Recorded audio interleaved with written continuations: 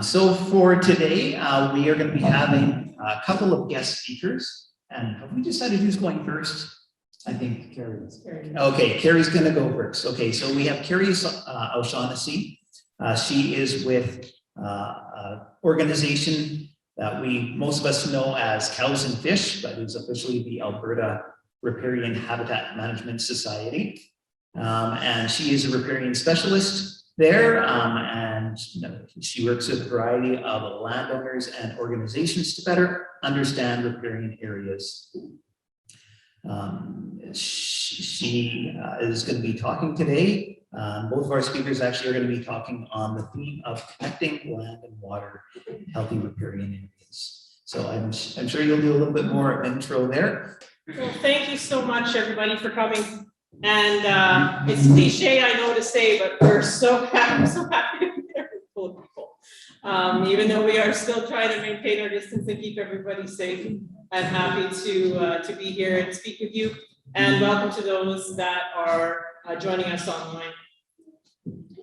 So as introduced, my name is Kerri O'Shauhnessy, and I'm with this organization called Cows and Fish. And I'm going to talk a little bit about this riparian landscape that we have. And Stefanie is going to follow me, and she's going to expand and bring the Alberta Conservation Association perspective on riparian lands as well. So who is Cows and Fish? We are a not-for-profit organization working with communities and landowners around Alberta on better understanding the riparian landscape. So as mentioned, our formal name is the Alberta Rpanian Habitat Management Society, but we go by Cows and Fish, partly because some of our founding members are Alberta beef producers and Trout Unlimited Canada. And we live and work in a landscape where both cows and fish exist. So our goal and mission in life is to have healthy riparian areas for anything and anyone who enjoys these lands or needs them for part of their life. We're not very big. This is us. We've expanded a little bit in the last year or so, but we work, like I said, all across the province of Alberta, and I'm based in Edmonton. So when we do this work with communities, what it is, we work through a process, and we've had the opportunity to work with the this Lac La Biche watershed over the years. And the process is about education, awareness, letting people know what tools are available to them, who are the people that can help them with an issue, sort of engaging and facilitating action at the community level, and then helping with some monitoring to figure out, if the community is doing something, is their efforts actually working? So our efforts in Lac La Biche area have been since about 2000. It's been off and on over the years. We go where we're invited. And we've been invited over the years to do presentations like this, community meetings. Early on in the 2000s, there was a lot of riparian health monitoring happening in the area. And so we were engaging with the communities, both lake residents as well as the producers in the Owl River watershed as well. So as our name might suggest, we do have our roots in agriculture, but we have expanded across the province into lake communities, into urban communities, acreage communities, because guess what? Riparian areas connect us all. They run through the landscape, they follow the water, and there's really, they're not just for the agricultural community. So we have a lot of different tools that can assist and help communities in terms of better understanding their landscape, in terms of youth education, technical advice on management strategies, as well as I mentioned, this riparian health monitoring, which I'll touch on a little bit.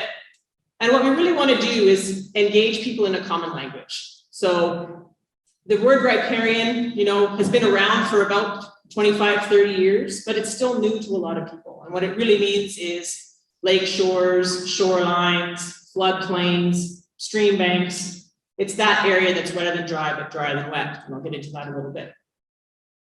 So I do want to acknowledge and thank the Cows and Fish members and supporters that allow me to be here tonight and to help with this work, as well as the Healthy Waters Lac La Biche for inviting me here. So this thing called riparian, what is it? It's basically the interaction of soil and water that expresses the vegetation a little bit differently. The plants that live there like to keep their feet wet. So things like cattails, willows, sedges. Essentially, if you look out this door, that entire area out there, that's riparian. So the riparian areas exist around streams and rivers, as well as lakes and wetlands. They can fluctuate from year to year, depending on water levels. They are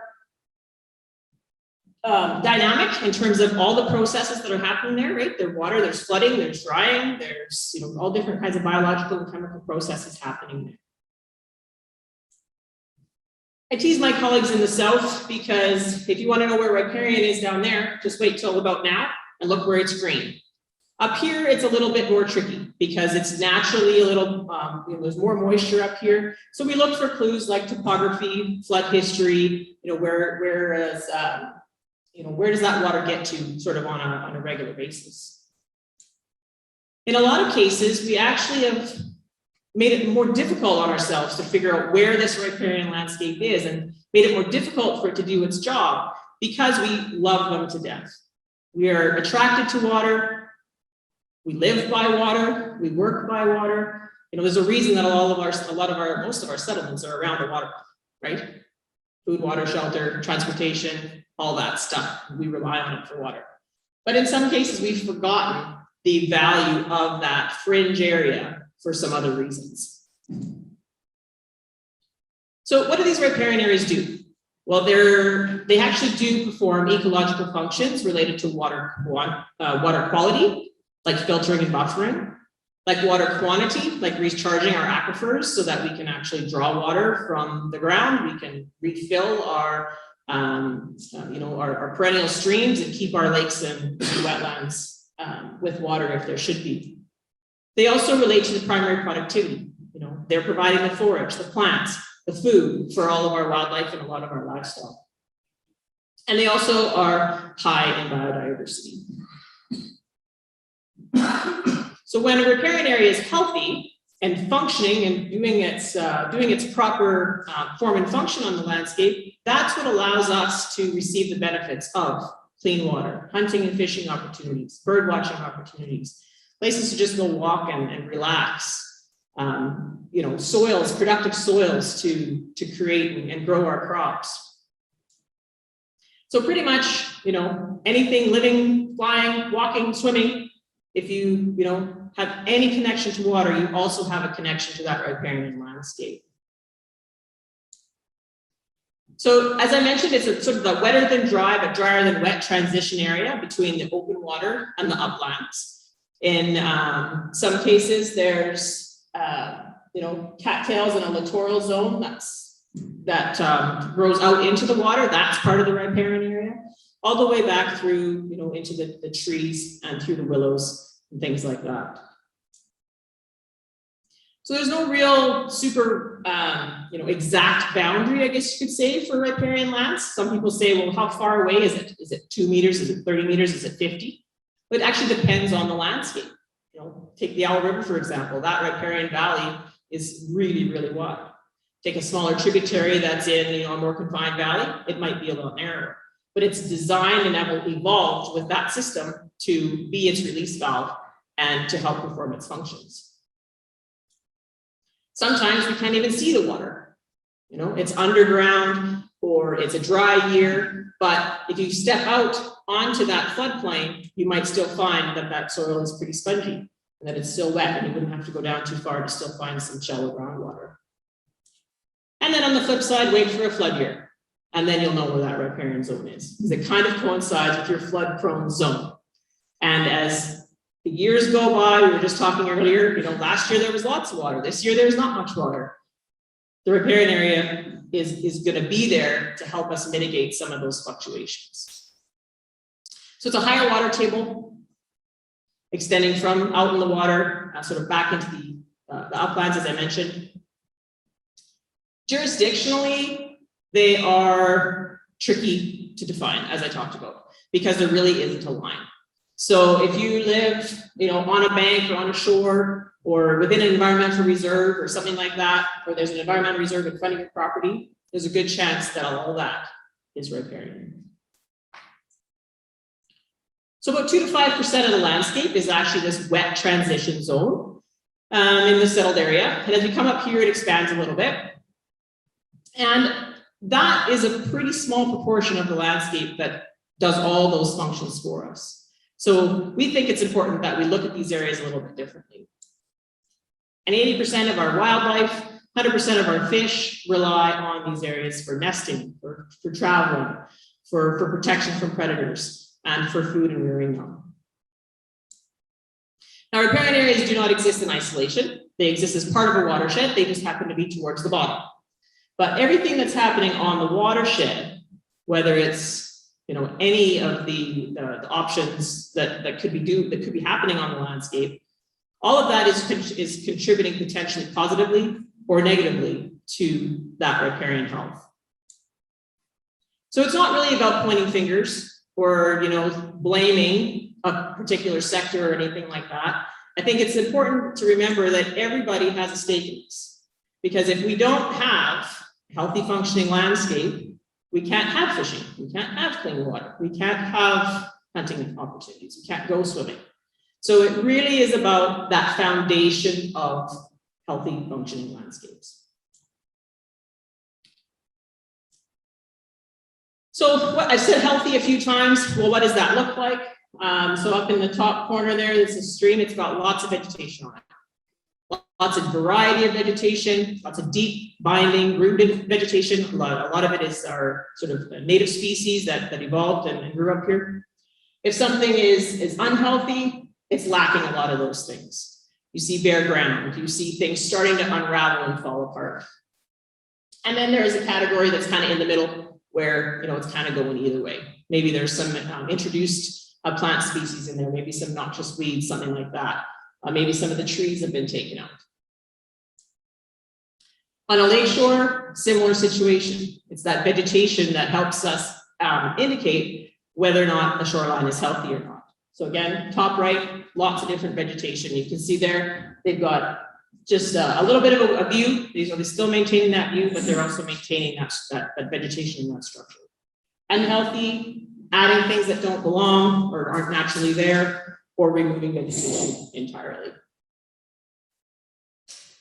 So the right stuff slows down water, holds soils together, and actually helps trap sediments and nutrients that when they're in the water, cause things like algae blooms, but when they're on land, they can actually help things grow.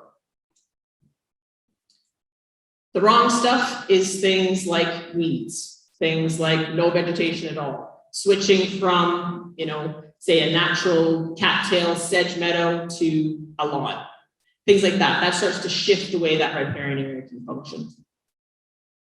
So they'd normally kind of just be chugging along like this little pickup truck. But as soon as we change that, we make water go faster, which increases erosion, which decreases the ability of water to soak in, and then again starts to affect and unravel all those things that we want to have, because now it's getting off the land faster and not soaking in. So that increases sediment. With every sediment particle, there's potentially something, not so great hooked on there. And as those streams and rivers are flowing, they're ultimately going to end up in a basin somewhere, some sort of a lake or a wetland. And sometimes that's where it stops. Sometimes it needs to keep going from there. So everything is connected. So as we mentioned, if we're adding things to the system, then we can end up with situations that change the way that we can enjoy the landscape. So it takes a little bit to get used to, recognizing and tuning your eyes that one of these pictures is functionally for the watershed going to do better. One is probably very awesome for some people in terms of their recreation and enjoyment of the lake. The other side, that full treed area, that's providing the function. That structure, different layers of vegetation, different species of vegetation, that's what's holding the system intact. So I mentioned monitoring. Cows and Fish does a ground-based riparian health assessment monitoring. And we work with communities and individuals to get this information. And so this is sort of the provincial setup of about the 3,000 sites that we've looked at over the years. And it basically tells us that about a quarter or so are in healthy condition and functioning, a quarter or so are unhealthy, and then the rest are kind of in the middle. We did a similar study back in 2002, 2003. So this is dated, but this was the Lac La Biche project area. So we looked at 51 properties around the lake and came out with about thirds in each category. So I would be very intrigued to come back, you know, how many years later are we? Like, I don't even want to do that math and see where these properties, you know, where they've come. Similar project along the Owl River at that time as well. Looked at 13 sites, basically from the mouth up to the forest reserve there. And it was a lot of stuff in the middle category and a few in the healthy category. So again, several years ago. Whoop. So maintaining these riparian areas is really, to us, it's about principles and understanding sort of baseline stuff. So I think it makes sense that long use periods stress these areas out. In order for plants to grow, they need rest. They need that water. They need certain times of the year where they can just do their thing. Our actions and decisions can affect the way that riparian areas function and their health. So that's why I'm glad to be sharing this information with you tonight.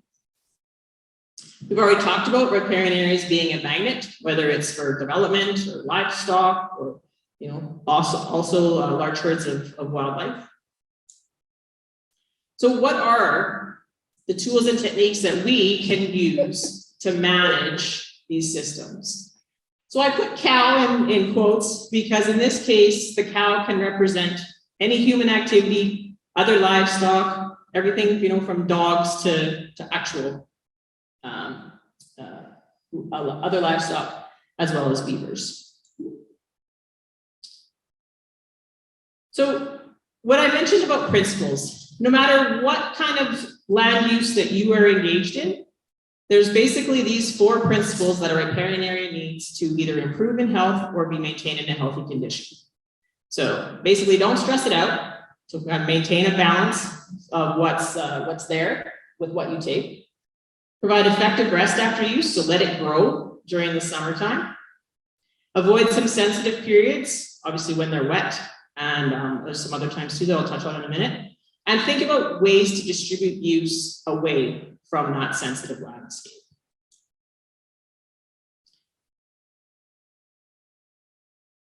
So balancing is, the agriculture example for balancing and grazing is actually really good because it basically says how many animals can you graze on that landscape without taking all the forage away and still leaving something for the ecological function.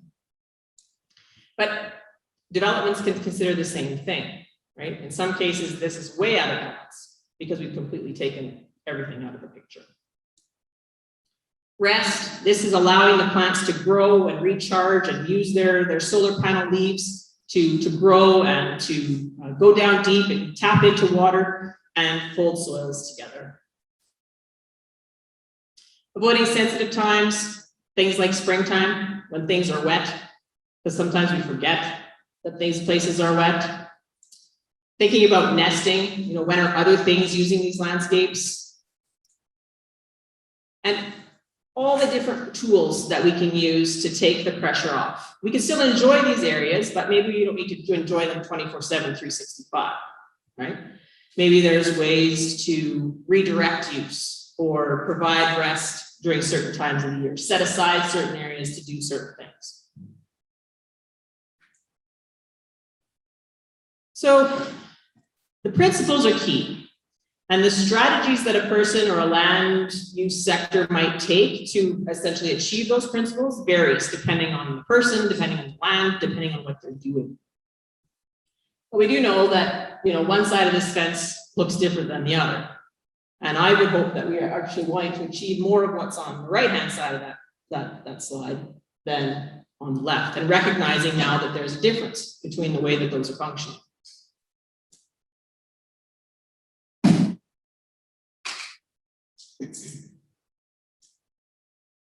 So I'm going to touch on just a few strategies to get you guys thinking, get your juices flowing, related to the ones that are sort of highlighted there. We could talk all night about this stuff, but I know I don't have that much time. So I'm not going to cover it all, but I just want to touch on a few things that if you're in one of these sectors that you can start to think about. So think about grazing. So most producers and livestock and farmers, they intuitively recognize when their grass is low, right? But there's actually some math that a person can do based on area and the type of forage that you have that can help you plan and manage how long the animals are there, how many are there, and when it might be time to move. This says the distant hills. The distant hills call to me. Their rolling waves seduce my heart. Oh, how I want to graze in their lush valleys. Oh, how I want to run down their green slopes. Alas, I cannot. Damn the electric fence. Damn the electric fence. Fencing is actually a really critical tool for landowners, and it can be utilized in a number of different ways. It can be utilized in, primarily the goal is to help with distribution. Because unmanaged livestock like to go to the bottom of the hill. They know there's water, food, and shelter there. So if we don't help them make a different choice, they're going to hang out down there. So there's a couple different ways to use fencing. One would be to basically a corridor or an exclusion. So that's where you've decided that the land is just going to rest for the next few years, and you're not going to do anything with it. The trick with that is still thinking about that rivers and streams and lakes move because of that energy that we talked about. Remember that truck that was making its way through the watershed? If we don't remember those types of things, we can end up investing in a fence that then ends up in the creek. So one place where fencing has been utilized is down in the Raven River. So this is sort of west of Red Deer area. This was an area that was agriculture landscape. And in about, I guess it was the early 80s, a program went in there to do some fencing and to keep livestock away from those areas. So the Raven River, if you don't know it, it's a prime trout fishery here in Alberta. And so over about 20 to 30 years, that fencing project expressed what the true landscape looked like. So within the fence, that's all willow that's come up over that time. And it actually also made changes to that trout fishery. Over that time frame, there was an exponential increase in the trout that people were seeing and catching in that area. So there's I can't say. So there's a correlation, I guess, between that healthier landscape and trout. And the principles also mesh together too. Fish need certain habitat characteristics, and the riparian area can provide those if it's healthy. So the other way to utilize fences is a riparian pasture. So that's basically creating an area that you can exclude for certain times of the year, but graze at other times.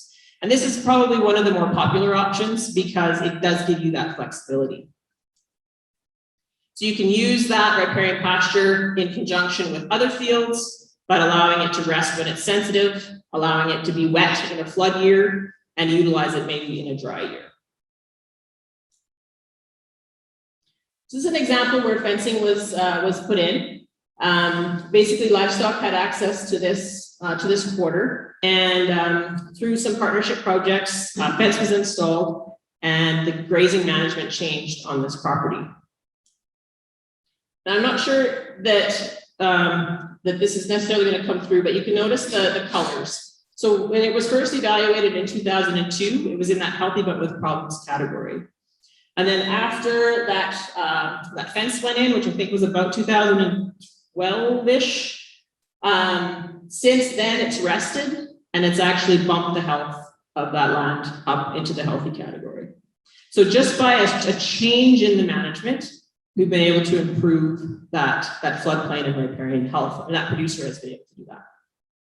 And they also have alternative watering systems as well.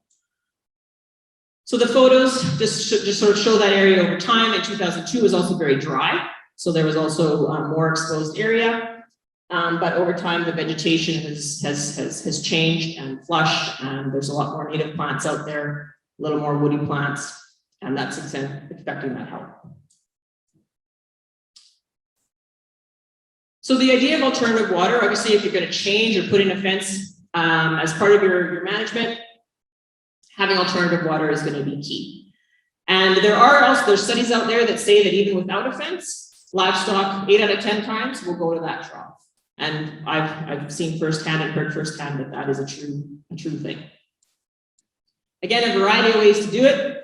Get creative and think of different ways to bring water to the animals instead of having them go to the water. And it is about these strategies, and it is about thinking of different things that you can do, but we also have to apply them appropriately, right? So I think I've got at the end of my slide a similar picture, but it says the answer was alternative water, but what was the question? Because if the goal was to get water to the animals, they did that. But if the other part of the question was to help protect that creek, the creek is right there. So they haven't necessarily achieved that part of the goal, right? That principle was missed. This happens all the time, even in recreational situations. So if you want to know more about grazing, we've got a great document. It's online. I've got some paper copies. Feel free to check it out. We'll touch a bit on recreation. Again, thinking about those principles, right? Providing rest, just helping distribute use elsewhere. So things like designating trails away from a water body, that can be part of it. Creating designated crossings, so that are functional and are safe, so that people are inclined to use them. And thinking about doing restoration on some areas that might be damaged. Bioengineering, that's using native plant material to essentially shore up the riparian zone, so shore up the banks. So using things like willows and poplar and native seed, things like that, to create and build that structure back in. This is an example of a recreational area down in the Southwest, where a group got together to try and mitigate and stop the ATV use in this sensitive riparian habitat. So by using bioengineering, by using some fencing and signage, they've been able to start to bring that back. Thinking about what you plant is really important, right? Native species are what do the job the best. And so we're trying to, we're hoping that more and more people, more and more suppliers will be able to get that out to people at a reasonable cost, so that there's not that competition between getting something that's maybe not native versus getting something that is. So if you're living on the lakefront, how can you utilize some of this bioengineering? Well, this is an example on Pigeon Lake, where this particular property owner had direct access on their lakefront, and they tended to keep it nice and tidy. They had lots of different weeds and stuff growing there though. So in, I guess, 2015, 2016, we worked with them and a couple other partners to actually put in some live stakes and willows, and they agreed that they were going to let that rest for a couple of years. And you can notice the photo on the bottom, that vegetation just sprung right up. And that's really just from providing that rest. And the views didn't change for them too much. They also put in a rain garden up in the uplands, and we're still able to maintain their view of the lake.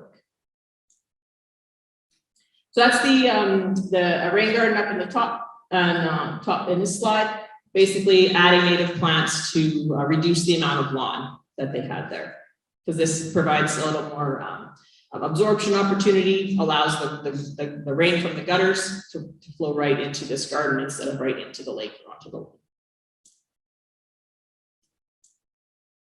So thinking about keeping that lake in lakefront, You know, there are lots of questions around, you know, maintaining views and things like that, but, you know, instead of removing an entire tree, maybe just top it or prune it, you know, maintain that underground root or prune it up so that you've got canopy and you can see underneath. Thinking about beaches, putting them up high and dry instead of right down on the bottom. Things like that. Now, what about these beavers? I'm going to finish up on these guys. So we know that beavers can be a challenge. We know that they often are in places where they were not before, or we didn't see them before, and they tend to play a little bit of havoc with the vegetation that we're trying to keep. So when we're talking riparian management, we also have to remember about what we're building and what might come with it. So we know the challenges around water and roads and culverts as well. There's ideas in addition to just taking out that dam or taking out that beaver, where we can actually create barriers and create structures that deter them from doing the thing that they might naturally want to do on the place where we don't want them. So culvert exclusions are an example of that. Regulating water levels, this is another thing. You know, instead of just taking that dam right out, there's some devices that can be sort of put in that pond and set at a certain height that will allow the pond to continue to flow, allow the beaver to continue to dam and live in that pond, but help mitigate some of that flooding. If you want to know more about that, we've got a document about that too. Also, a really good website through the Mastaki Institute, which is a collaboration partner of ours on sort of getting more information out there about beavers and what their value is on the landscape, as well as addressing some of the challenges. But the cool thing about this stuff is it doesn't have to cost a lot. And there are a lot of different programs out there that can help support, cost share, sometimes fund outright, or you can just get creative and use materials that you have in your own backyard. On the municipal side, just I guess touch on this one just one sec, you know, just for 1 minute. You know, thinking about municipal planning and development planning, right? Putting riparian areas into those plans and recognizing that some places might just not be suitable for development. And if they aren't, you know, where else could you put that?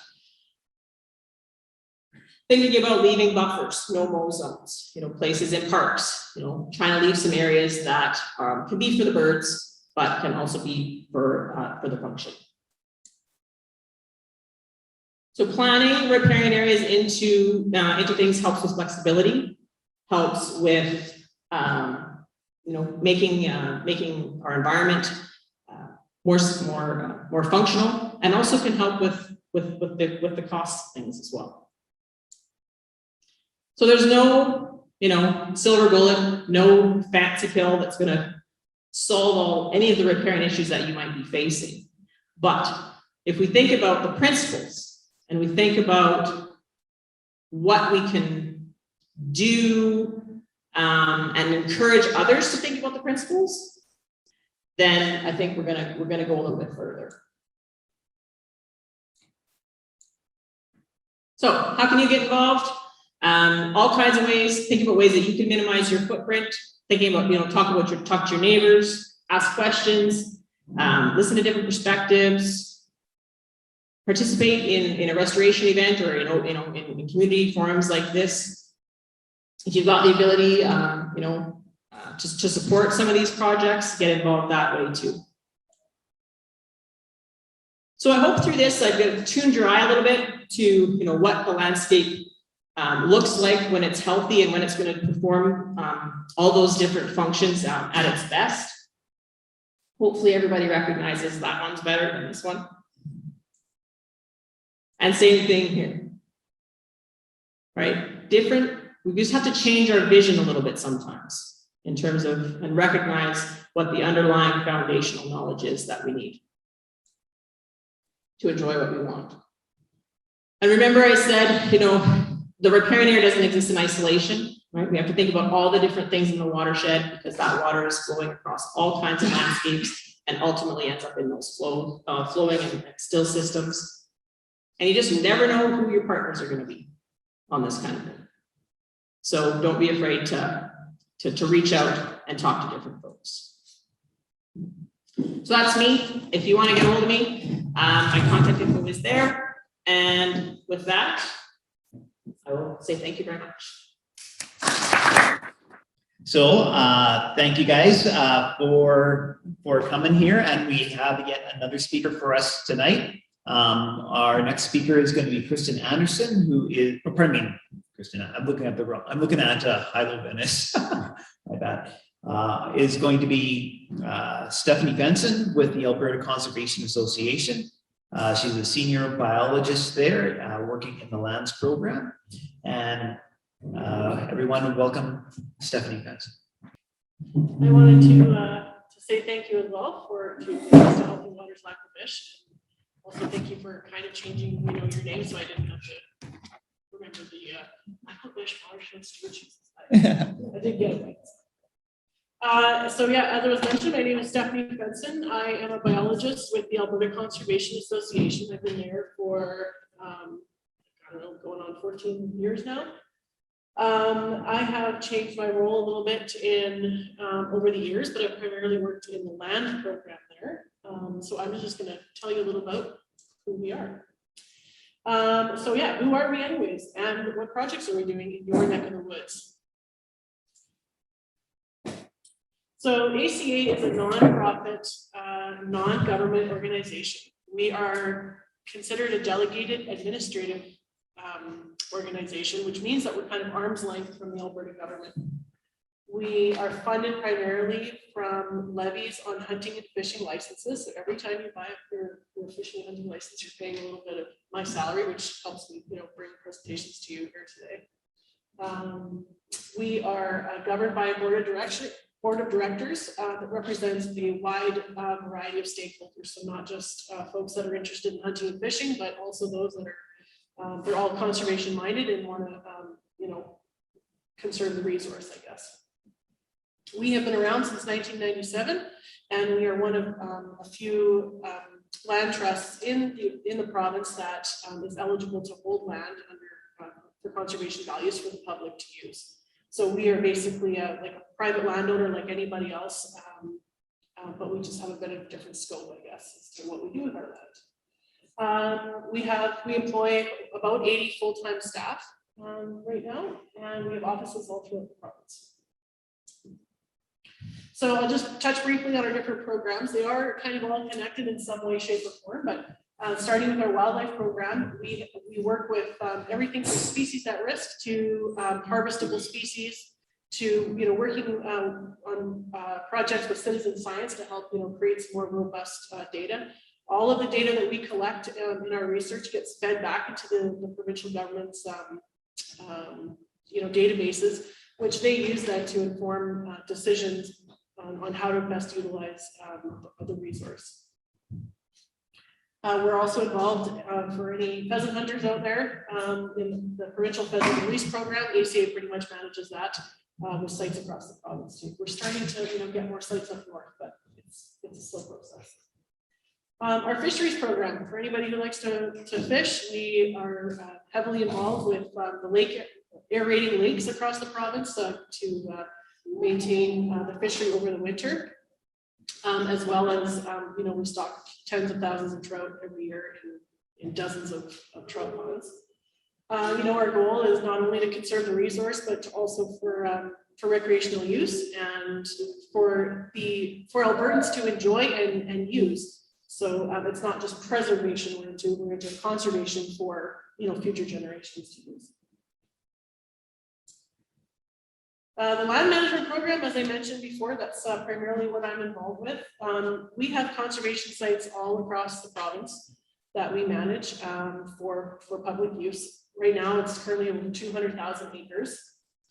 We maintain fisheries access sites for fishing opportunities, and we also work a lot with landowners and leaseholders on extension or education, I should say, as well as tying together how they manage their land to help everybody achieve the same goal. We protect natural areas for the public. We secure key wildlife and fish habitat for conservation. And as I mentioned before too, it's about connecting people with the resource, with the land. This is a good example. We employ some fencing techniques that are a little bit more wildlife friendly. So we're removing, you know, barriers for wildlife migration and wildlife movement. But a lot of people are you know, scared to use that. So we've been posting these posters up, and the neighbors will come by and they'll say, well, gee, what was that all about? And then they start talking to other neighbors and they say, well, maybe I could do that. And so it's just simple, you know, word of mouth and simple principles that can go a long way. We also conserve habitat through donations, land donations, and leases as well. So part of our land program, we have our provincial riparian program. And as Kerri so eloquently, you know, explained how, thank goodness I didn't have to do all that too, what a riparian area is. She did a wonderful job. You know, they're complex, but they are everywhere. They are where we are. Whether you see them or not, they could have been paved over, but the truth is they're still there underground.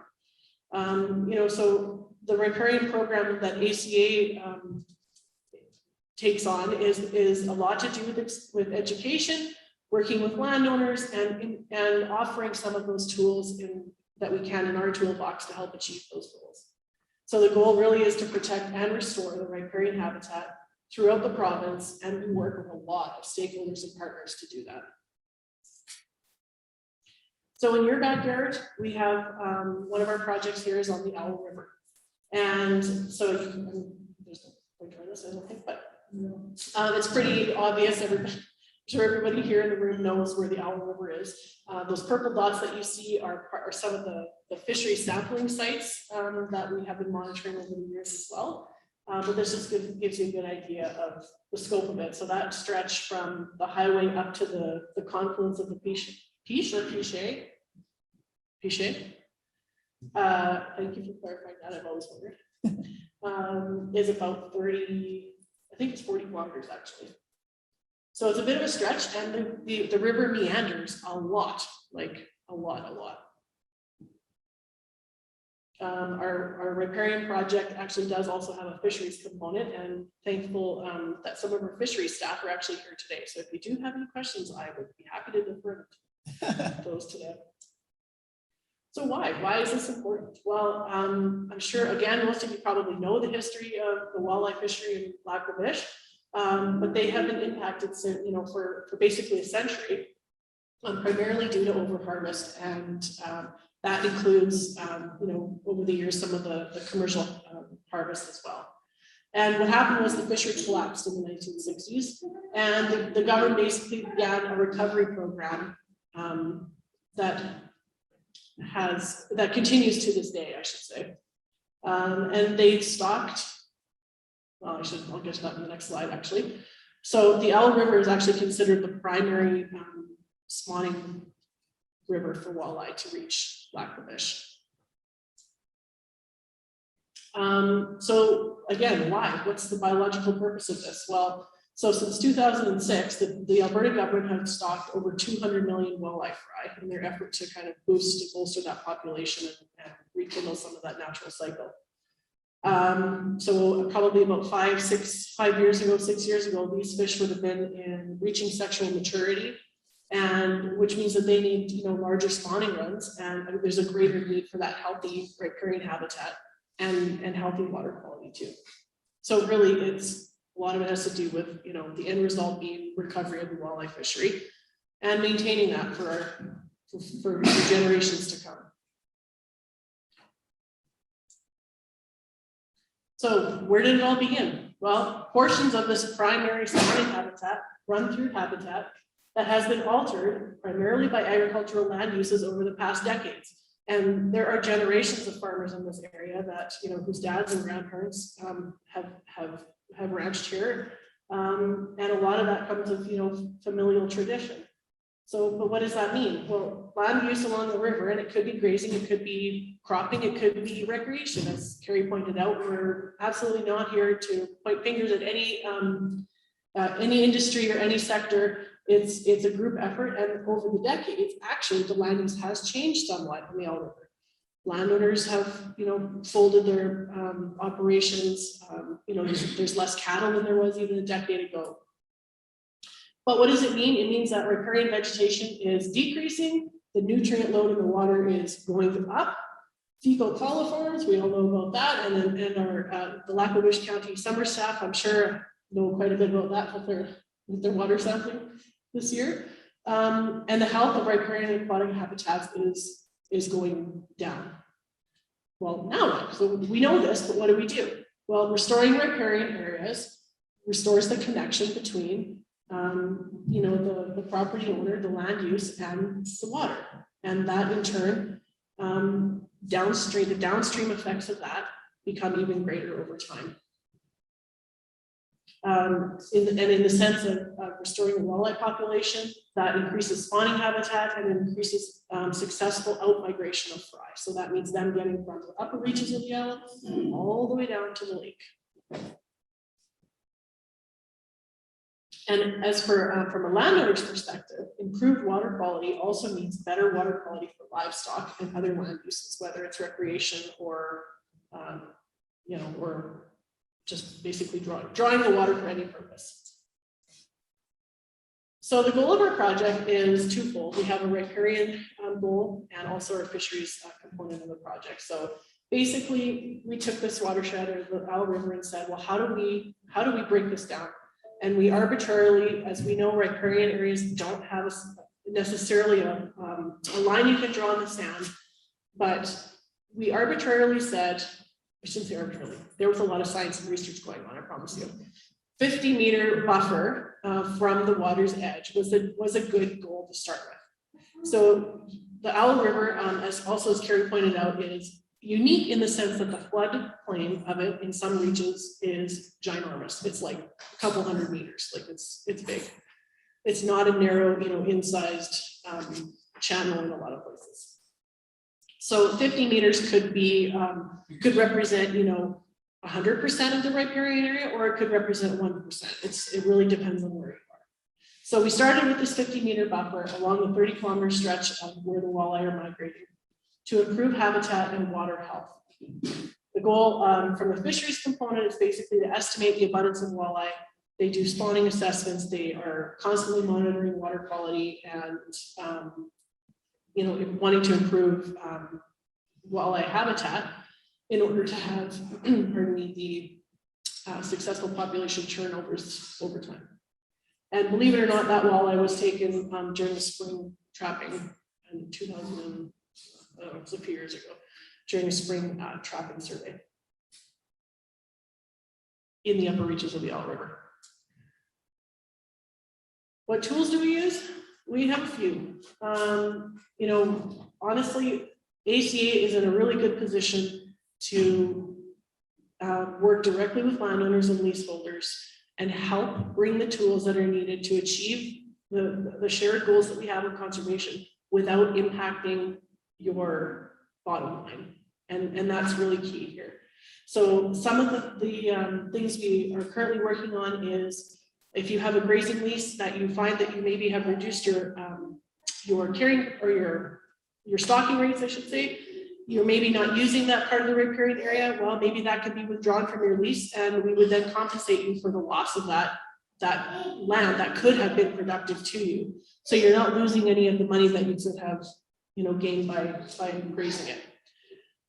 Also leasing, we call them leases, but they're really not in the legal sense, but we work with landowners to set land aside, that buffer aside, and for a period of 25 years. And that gives a significant amount of rest time to that land to regenerate and be performing its functions wholeheartedly again.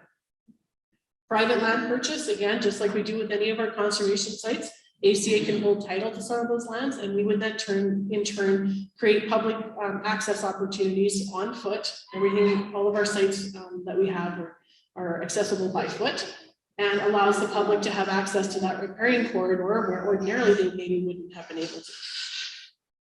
Fencing is a huge one. In the photo on the left, it's pretty hard to see, but there is a pretty lengthy fence. So the project that Kerri was mentioning before, where we had success, we were able to fence off 7 kilometers of river in a way that was a lot straighter than how the river flows. Did it go to sleep?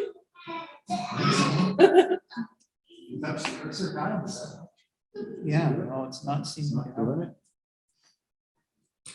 Just think this light blinking. Oh, it's starting.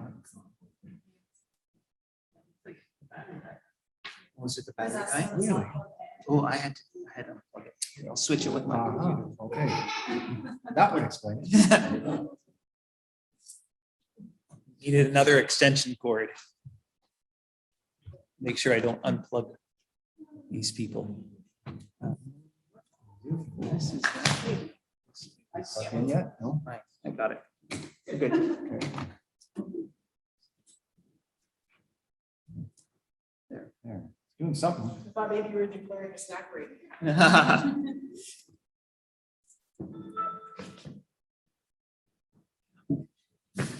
That's it. There we go. We're back. So as I was mentioning, the fencing is a really interesting tool because it really is a line in the sand that you can measure on this side and on that side. It's very tangible. You can see positive results almost, within the first year oftentimes. And the other side of that is the offsite watering systems. Technology has come a long ways over the last, decade or even 15 years. These units are solar powered. They can run 365 days a year, even through the winter. And it allows you to draw that fresh river water up, with pumps, even up quite steep slopes actually, and bring the cattle to the water, but in the place that you want them to be. So you're in turn creating actually healthier herds as well, because you're not having them in the river itself, and they don't get foot rot and all those other things. So these tools at work. So as you can see, that's a pretty obvious example with the cattle on one side and the grass being green and a little taller on the other side. That was just after 1 year of the fencing being in. And again, on the other side, the offsite watering system with the solar panels. And that was actually wind generated too. So ACA has partnered with several organizations on this project. Private landowners, the same thing with Black Village Watershed Stewardship Society. You can't get any work done unless you have friends and neighbors and landowners on board. Leaseholders as well, often a forgotten sector, I guess you could say, because it's Crown land. You often think, well, what can I do with the government land? But you can actually work directly with leaseholders and work with them on improvements as well. Alberta Environment and Parks, obviously, the Owl River is also interesting in the fact that it runs, from the forest reserve all the way down through grazing leases, through vacant Crown land, as well as through private land holdings.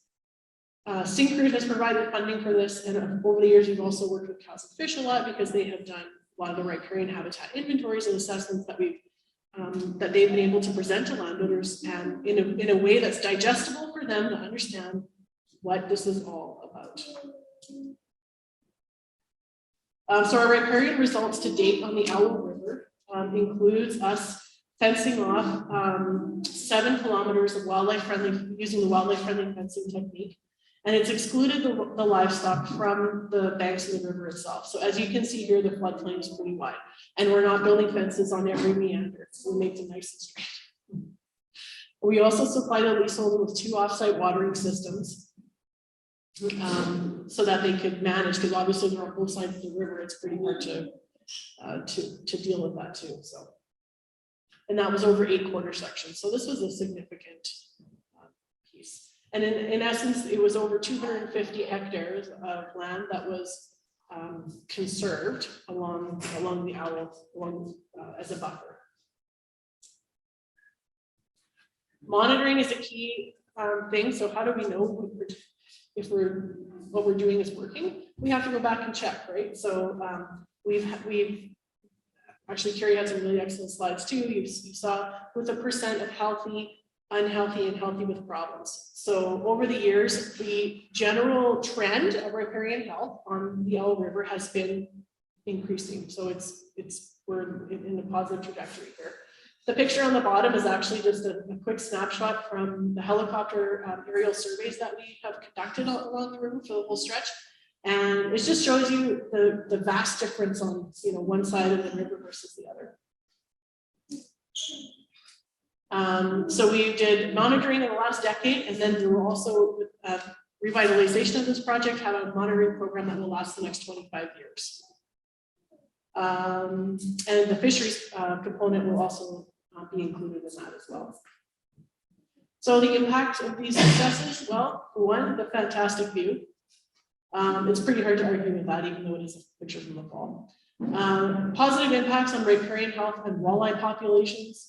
The positive impacts on producers, that they're able to, you know, achieve these shared goals. And as Kerri mentioned too, there's some people are timid about asking questions. They don't know where to start. So if anybody wants any more information, you're welcome to come talk to either one of us or contact ACA or Cows and Fish afterwards, and we'd be happy to share any information we have. And not only do these, you know, activities support producers and the habitat there on the ground, but they also support a lot of the municipal plans as well, like the Lac-La-Biche Watershed Management Plan. This type of work really bolsters that kind of on the ground work to achieve the same goals that the county has for their, you know, wetlands. This is another just kind of before and after picture. This is not the Allen River. This is up in Peace Country, actually. But this, again, this is only after 1 year of rest. And yeah, I mean, I could share have a million other slides at the bottom, but I thought I'll just put the Q&A there.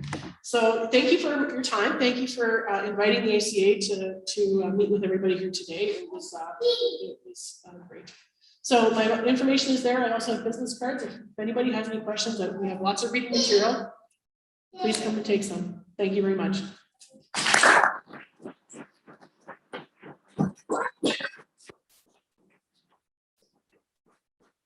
I would actually like to invite you two ladies up just before you sit down and invite any questions that you guys might have, or those that are online. If you guys want to type in any questions in there, and I will forward them. This our project on the go right now. Yes, it is on the go right now. We originally started in 2010, 2011. And the first project that we did was actually done in 2012. And so we've had a bit of a hiatus, I guess, since then. And the project has been revitalized in the last year or so. Yeah.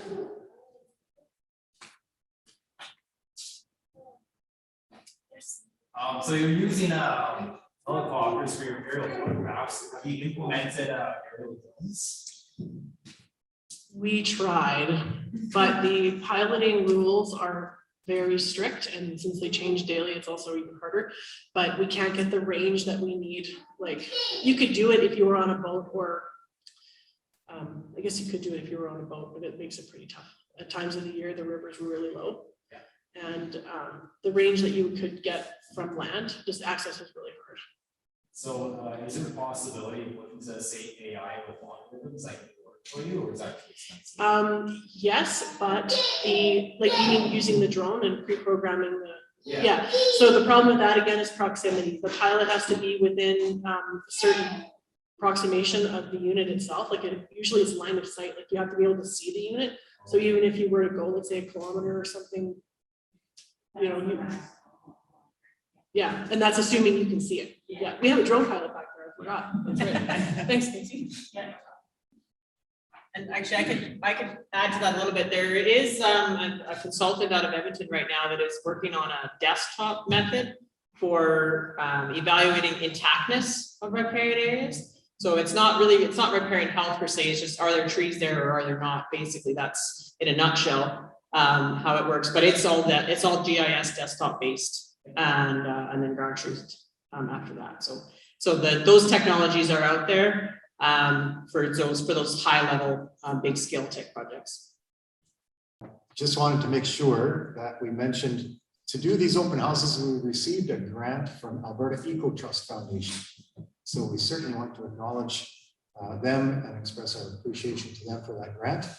Also, you've heard some people mention a little bit, but we want to maybe draw attention to the watershed management plan that was recently completed by Lac-La-Biche County.